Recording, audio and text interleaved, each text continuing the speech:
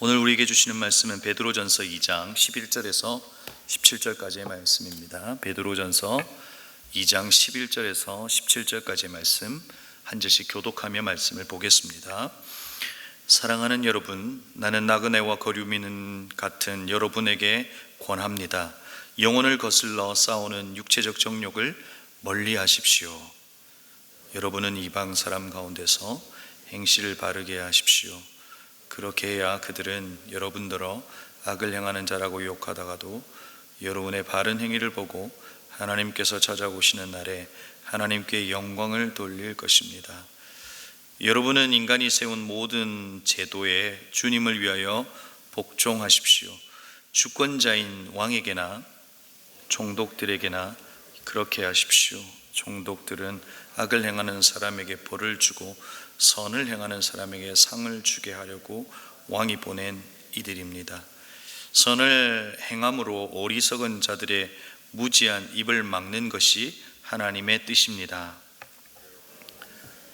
사십시오. 그러나 그 자유를 악을 행하는 구실로 쓰지 말고 하나님의 종으로 사십시오. 함께 읽겠습니다. 모든 사람을 존중하며 믿음의 식구들을 사랑하며 하나님을 두려워하며 왕을 공경하십시오. 아멘. 2018년 문학 동네에 실린 한 시인의 시가 있습니다. 그 시의 제목이 짐과 집이라고 하는 시입니다. 그 시의 내용을 잠깐 소개하려고 합니다. 그 시의 내용이 이렇습니다. 짐이 많아서 이사가기가 힘들다.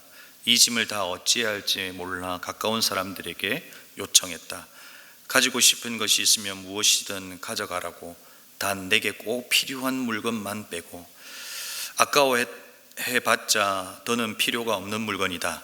남아있는 물건이 하루하루 줄어들을수록 나의 고민도 하루하루 줄어들고 드디어 홀가분한 마음으로 이사할 수 있는 날이 다가왔다. 이삿날 친구들이 나의 이사를 돕겠다고 찾아왔다. 짐이라고 나 하나뿐이라는 사실을 알고 으쌰으쌰 힘을 모아서 새 집으로 나를 옮겨놨다. 나는 얌전히 새로 지은 집에 들어가서 누워있다. 너무도 편안한 자세로 누워서 가끔은 이런 생각을 한다. 이 또한 내게 꼭 필요한 물건이었을까? 여러분, 우리의 삶에는 수많은 짐들이 있는 것 같습니다. 세월의 흐름과 함께 쌓여가는 것이 짐이 아닐까 하는 생각을 해봅니다. 분명히 이사할 때 많은 짐을 비웠는데 다시 이사할 때가 되면 많은 짐이 있는 것을 알게 됩니다. 베드로는 오늘 우리에게 우리의 정체성을 나그네로 거류민으로 비유합니다. 나그네인 우리의 인생길에 또 순례자로 살아가는 우리의 삶에 참 많은 것을 쌓아두고 살아간다 하는 것을 느낍니다. 또 하나 말씀을 묵상하면서 생각해 보는 것이 있습니다. 우리의 삶에 이렇게 많은 짐들이 쌓여가는 것을 보고 있지만 우리의 마음에도 쌓여가는 짐들이 있다 하는 생각을 해보게 됩니다. 여러분에게 마음을 짓누르는 짐과 같은 것들이 있으신가요? 그리고 그 짐을 여러분은 어떻게 처리하고 계십니까? 오늘 베드로전서를 읽으면서 당시 성도들에게 어떤 마음의 짐이 있었을까 하는 생각을 해봅니다. 여러분, 우리가 보고 있는 이 베드로전서는 네로의 핍박이 임박한 이 초대교회 성도들에게 예수를 믿고 살아간다는 것이 베드로전서를 읽으면서 당시 성도들에게 이제 핍박받기 전에 성도들에게 이야기를 하고 있는 것이죠. 그런데 당시 이들에게 예수를 믿는다는 것, 예수를 믿고 살아간다는 그 자체, 하나님의 말씀을 믿고 살아간다는 그 자체가 그들의 마음에 큰 부담과 짐은 아니었을까 하는 생각을 해봅니다. 예수를 믿는 감격과 영원한 생명이 주어졌다라고 하는 그 기쁨 있었겠지만 예수를 믿는다는 그 자체만으로 그 삶에 찾아온 것이 고난이었기에 예수를 믿는다는 것, 이것은 짐이 아니었을까 하는 생각을 해보기도 하는 것이죠. 그런데 오늘 말씀을 통해서 베드로는 당시 성도들에게 그리고 이 땅을 살아가는 우리에게 또 다른 짐을 던져주는 것처럼 보이기도 합니다. 여러분, 우리가 베드로전서를 묵상하기 전에 갈라디아서를 묵상했습니다. 여러분, 갈라디아서를 통해서 바울은 우리에게 영적인 짐을 가볍게 해 주었습니다. 당시 유대주의자들이 구원의 믿음 외에 플러스 알파가 있다고 가르쳤습니다. 율법이 필요하다고 가르쳤고 율법을 지켜야 구원에 다다를 수 있다고 가르쳤습니다. 갈라디아 지방에 사는 이들에게 구원에 필요한 조건을 채우기 위해서 그들은 그 삶을 살아가는 그 자체가 무거운 짐이었을 겁니다. 그런데 사도 바울은 율법이 아니라 그 조건을 채우는 것으로 우리에게 구원이 오는 것이 아니라 오직 믿음, 이 솔라피데, 구원으로 믿음으로 구원받는다라고 하는 그 이신칭의의 교리를 성도들에게 이야기하면서 오히려 그들에게 마음의 짐을 가벼워졌을지도 모릅니다. 바울은 갈라디아서를 통해서 오히려 이 행위와 율법에 대한 짐을 가볍게 해준다면, 도리어 베드로는 오늘 행위에 대한 이야기를 하면서 예수 그리스도를 믿는 것 자체가 짐으로 살아갔던 성도들에게 또 다른 짐을 지어주는 것처럼 느껴집니다. 권위에 대한 순종을 이야기합니다. 그리고 11절을 보면 육체적 정욕을 멀리하라고 하는 요구도 하고요, 12절에 보면 이방 사람들 앞에서 행실을 바르게 하라, 행위에 대한 얘기를 하는 것 하고 있습니다. 악을 행하는 자라고 욕하지 말고 바른 행위로 결국에는 이것이 하나님의 영광이 되게 하라라고 이야기하고 권면합니다. 이 도전은 초대교회를 살아가는 성도들에게 짐을 지어주는 것처럼 느껴지는 겁니다. 예수 그리스도를 믿는다는 것은 고난을 선택하는 것과 같은 당시 성도들에게 행위에 대한 권면은 짐이 되는 말씀이 아니었을까 하는 생각을 해보는 것이죠. 그런데 여러분, 오늘 우리가 보고 있는 이 베드로전서 2장은 어떤 말씀으로 시작했습니까? 오늘 베드로전서 2장 1절은 그러므로라고 하는 말씀으로 시작합니다. 그러므로 여러분은 모든 악의와 모든 기만과 위선과 시기와 온갖 비방하는 말을 버리십시오라고 시작합니다. 여러분, 그러므로라고 하는 그 말이 2장에서 시작될 때는 우리는 그 앞에 말씀을 바라보아야 합니다. 어떤 말로 시작했을까요? 1장 24절에서 모든 육체는 풀과 같고 모든 영광은 풀의 꽃과 같다. 풀은 마르고 꽃은 떨어지되 주님의 말씀은 영원히 있다. 이것은 여러분에게 복으로 전해진 말씀입니다 라고 말씀하고 그러므로라고 2장에서 시작하고 있는 겁니다. 베드로는 지금의 이 고난의 때가 사실 풀과 같고 꽃과 같은 잠시라고 이야기합니다. 앞으로 다가올 영광이 있음을 이 베드로전서에서 계속해서 이야기해주고 있는 겁니다. 그래서 이 땅에 적을 두고 살아가는 이 땅의 백성이 아닌 하늘 나그네로 살아가는 나그네다, 거류민이다 라고 이야기하는 겁니다. 우리의 이 바른 행위 잠깐이지만 고난 가운데 있지만 예수를 믿는다는 것이 짐인 그 자체인 삶을 살아가는 이 땅에서의 삶이지만, 바른 행위 실은 나중에 그들이 우리를 바라보고 있는 이들이 하나님의 영광을 돌릴 수 있는 부분이 될 수 있다고 이야기하는 것입니다. 여러분, 오늘 2절을 보면 여러분이 이방 사람들 가운데서 행실을 바르게 하십시오 라고 이야기합니다. 하늘 나그네의 삶이 어떠해야 하는 것을 이야기해 주고 있는 것이죠. 개역개정은 이 부분을 너희 선한 일을 보고라고 되어 있습니다. 여러분, 우리의 정체성, 우리는 어떤 존재인 것을 이야기하고 있는 겁니까? 우리는 믿는 이들 속에 살아가는 이들이 아니라는 겁니다. 세상 속에 살아가고 있고 이방인들 속에 살아가고 있고 예수님을 알지 못하는 사람들 속에 그들이 우리를 보고 살아가는 존재라고 이야기하는 겁니다. 이방 사람들은 이내 말라버리는 풀과 꽃과 같은 영광을 위해서 살아가지만 우리는 하나님의 영원한 하나님의 말씀, 복음으로 살아내는 존재라고 말하고 있는 겁니다. 우리는 하나님의 말씀을 보고 그 말씀으로 살아내지만 이방 사람들은 우리를 보면서 마르지 않는 하나님의 영광이 무엇인지, 마르지 않는 하나님의 말씀이 무엇인지, 그리고 하나님은 어떤 분이신지를 우리를 통해서 확인한다 하는 것입니다. 다시 말해 우리는 성경을 믿고 성경대로 말씀대로 살아가지만 우리가 곧 성경일 수 있다는 겁니다. 세상 사람들 속에 살아가는 나그네인 우리에게 우리는 성경일 수 있다는 겁니다. 그래서 고통과 고난 가운데 있지만 그 속에서 선한 행실을 통해서 이 행실이 훗날 세상 사람들이 하나님은 살아계시는구나라고 하는 증거가 될 수 있고 그들이 하나님의 영광을 돌릴 수 있다 하는 이야기를 하고 있는 겁니다. 사랑하는 성도 여러분, 우리도 마찬가지 아닙니까? 짧은 인생이라고 이야기하지만 이 땅에서 예수를 믿고 살아간다는 것, 많은 것을 포기하며 살아가야 되는 부분도 있습니다. 그럼에도 불구하고 우리가 이 땅 가운데 살아가면서 우리로 하여금 드러나는 하나님의 말씀을 믿고 순종하며 드러나는 우리의 삶이 또 다른 누군가에게는 성경이 될 수 있다는 겁니다. 사랑하는 성도 여러분, 고단하고 우리의 믿음으로 살아내는 이 삶이 마치 무거운 짐을 지고 살아가는 것처럼 느껴질 때도 있지만 우리의 삶이 하나님의 말씀을 드러나는 성경이 될 수 있다는 것을 믿고 살아내는 저와 여러분이 되기를 주의 이름으로 축복합니다. 그리고 여러분, 오늘 당시 성도들은 예수를 믿는다는 것이 짐이 되는 삶을 살았을 것이다 라고 이야기했습니다. 예수를 믿는다는 이유로 그에게 주어진 것이 무엇입니까? 그들에게 주어진 게 뭐냐고요? 비방을 받았고 핍박을 받았고 생명까지 내어 놓아야 하는 일들이 벌어졌습니다. 사람들은 예수 믿는다는 것 때문에 수군거리고 비방하고 모욕을 당해야 하는 그 삶을 살아갔던 겁니다. 그래서 그들은 박해하는 이들이 어땠을까요? 미워했을 겁니다. 미워하는 마음이 생겼을 겁니다.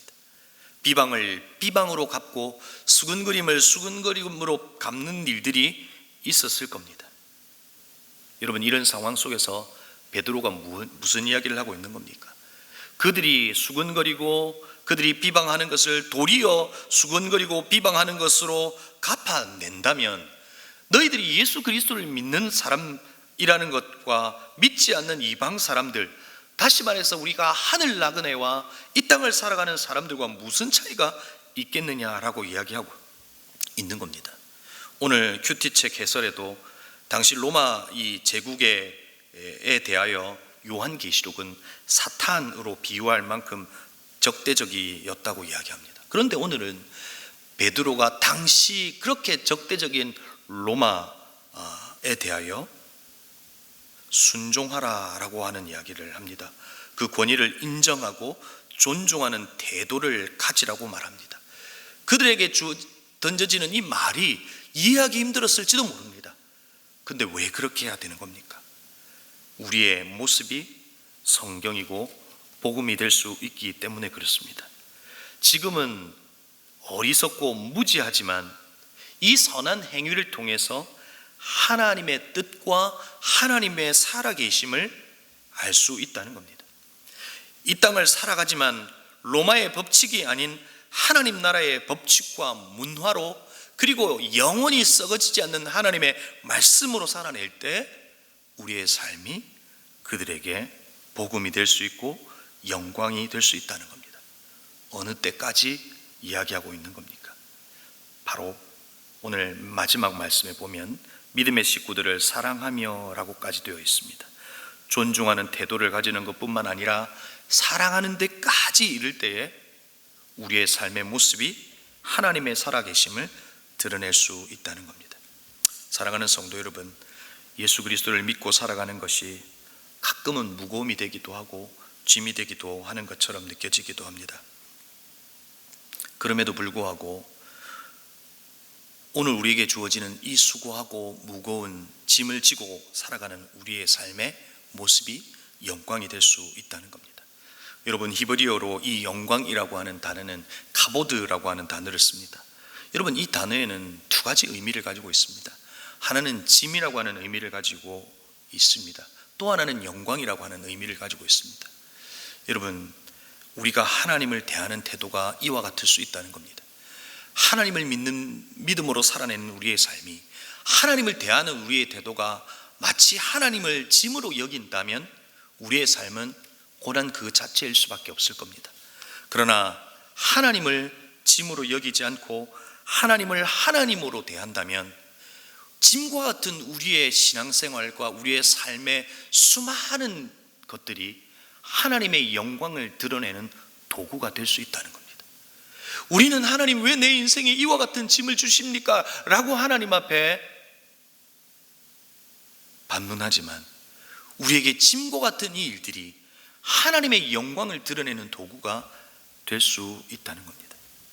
사랑하는 성도 여러분, 하나님을 짐으로 여기지 않고 하나님을 하나님으로 대하는 방법은 무엇일까요? 오늘 베드로전서 5장 6절과 7절에서 베드로가 우리에게 알려줍니다. 그러므로 하나님의 능하신 손 아래서 겸손하라. 때가 되면 너희를 높이시리라. 너희 염려를 다 주께 맡기라. 이는 그가 너희를 돌보심이라. 여러분, 베드로가 우리에게 뭐라고 말합니까? 너의 힘으로 너의 의지로 그 짐과 수고운 무거운 짐을 이겨내라고 말합니까? 그것이 아버지가 아들에게 요구하고 있는 요구인가요? 아니에요. 맡기라는 겁니다. 아버지가 아들이 아버지를 대하는 가장 탁월한 태도는 뭡니까? 그 아버지를 믿고 맡기는 겁니다. 그럴 때 하나님은 우리의 짐이 아니라 짐과 같은 우리의 삶에 주어진 그 수많은 것들이 가보드, 하나님의 영광이 될 수 있다는 겁니다. 사랑하는 성도 여러분, 너희의 염려를 다 주께 맡기라. 너에게 찾아온 수많은 짐과 같은 것들을 주께 맡기실 수 있기를 바랍니다. 그럴 때 여러분에게 있는 그 짐은 하나님의 영광이 될 줄로 믿습니다. 오늘 베드로전서 2장을 읽고 있습니다. 당시 성도들은 상황에 매몰되어 있었습니다. 그 상황을 바라보고 있었다는 겁니다. 기만과 위선과 시기와 온갖 비방의 말을 버리라고 했던 이유는 무엇입니까? 수많은 비방과 그 다음에 이런 말들과 시기와 온갖 것들이 자기들에게 던져진 겁니다. 그런데 그렇게 반응하지 말라는 겁니다. 그 말의 의미는 무엇입니까? 그 상황과 지금에 있는 고난과 힘든 순간에 집중하지 말라는 겁니다. 그러면서 베드로전서 2장에서 뭐라고 말합니까? 2장 2절에서 뭐라고 말합니까? 갓난 아기들처럼 순수하고 신령한 젖을 그리워하십시오. 너의 힘으로 이 고난의 때를 이겨내라고 말하는 것이 아니라 아이가 되어버리라는 겁니다. 마치 아이가 순전한 젖을 사모하는 것처럼 하나님을 사모하고 하나님으로부터 생명을 공급받으라는 겁니다. 그럴 때 그 짐은 가벼움이 될 수 있고 그 짐과 고난의 때가 오히려 하나님의 영광이 될 수 있다고 우리에게 말하고 있는 겁니다. 사랑하는 성도 여러분, 예수 그리스도를 믿고 살아가는 것 우리에게 짐과 같을 수 있습니다. 그러나 이 삶이 하나님의 영광이 될 수 있는 것은 우리의 아버지께 맡기는 겁니다. 그리고 하나님을 하나님으로 대하는 겁니다. 그럴 때 하나님은 우리에게 짐이 아니라 하나님의 영광이 우리로 하여금 드러나게 될 것입니다. 베드로전서 5장 6절에서는 때가 되면 너희를 높이시리라. 하나님은 하나님의 영광을 위한 삶으로 우리에게 도전하는 것처럼 보이지만 도리어 하나님은 아들인 우리를 높이신다고 말합니다. 우리 아들을 보라는 겁니다. 우리 하나님의 자녀들을 보라는 겁니다. 하나님이 짐이 아니라 하나님을 믿고 살아가는 영원한 것을 바라보고 살아가는 우리의 아들들을, 우리의 자녀들을, 우리의 믿음의 성도들을 높이시겠다고 말하고 있는 겁니다. 사랑하는 성도 여러분, 정말 주님을 바라보고 살아갈 때 하나님은 우리의 짐이 아니라 영광으로 드러난다는 것을 잊지 않고 살아가는, 하늘 나그네로 살아가는 저와 여러분이 되기를 주님의 이름으로 축복합니다. 기도하겠습니다. 우리 시간 말씀을 기억하면서 기도했으면 좋겠습니다. 가끔은 예수를 믿고 살아간다는 것 무거운 짐처럼 느껴지기도 합니다.